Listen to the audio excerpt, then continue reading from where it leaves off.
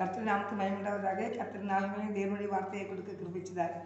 கர்த்தருடைய வார்த்தை என்ன சொல்லியிருக்குன்னா, சங்கீதம் 40ஆம் சங்கீதம் 1ஆம் வசனத்தை பார்த்தோம்னா, கர்த்தருக்காக பொறுமையுடன் காத்திருந்தேன், அவர் என்னிடமாய் சாய்ந்து என் குறிப்பிடுதலை கேட்டார்.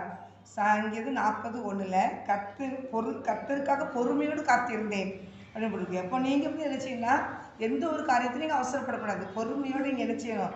காத்திருக்கணும். காத்திருந்தா தான் கர்த்தருடைய ஆசீர்வாதம் என்ன செய்யும்? வரும். அதனால் தேவனுடைய பிள்ளைகளாகி நீங்கள் ரொம்ப அவசரப்படாதீங்க. தாவீது நினைச்சு சொல்கிறாரு, கர்த்தருக்காக நினைச்சேன். அவர் நிறைய பாடுகள் பட்டார், நிறைய பிரச்சனையும் பட்டார், சவலால் நிறைய துன்பப்பட்டார். ஆனாலும் தேவனாய் கர்த்தர் அந்த பாடுகள் மத்தியில் தேவனாய் கர்த்தர் தாவீது என்ன செஞ்சார்? ஆசீர்வதித்தார் என்று பார்க்குறோம். ஆனால் தாவீதுட்ட ஒரே ஒரு காரியம் என்னென்னா, கர்த்தர் பயப்படுற பயம். கர்த்தருடைய அபிஷேகம் என்ன செய்யுது? சவுல் மேலே இருக்கிறதுனால அவர் என்ன பண்ண முடியாது, ஒன்றும் பண்ண முடியாது அப்படின்னு தெரிஞ்சிருந்தார். அதனால் என்ன செஞ்சார்? பொறுமையோடு காத்திருந்தார். ஆனால் நாட்கள் வந்தது, சவுல் மரணத்தை சந்தித்தார், அவர் மரித்தார். தாவீது ராஜாவுக்கு ஆண்டவர் பெரிய விடுதலை கொடுத்தார். அதே போல் உங்களுக்கு பிரச்சனை வருதா, அந்த பிரச்சனை ஒரு நாள் மறிக்கும். அதுக்கு முடிவு ஆண்டவர் கட்டுவார். அதனால் தேவனுடைய பிள்ளைகளை நீங்கள் எதையும் பார்த்து பயப்படாதீங்க, தைரியமாக இருங்க.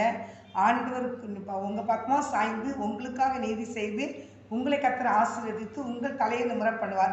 கர்த்தர் உங்களை ஆசீர்வதிப்பார். ஆமென்.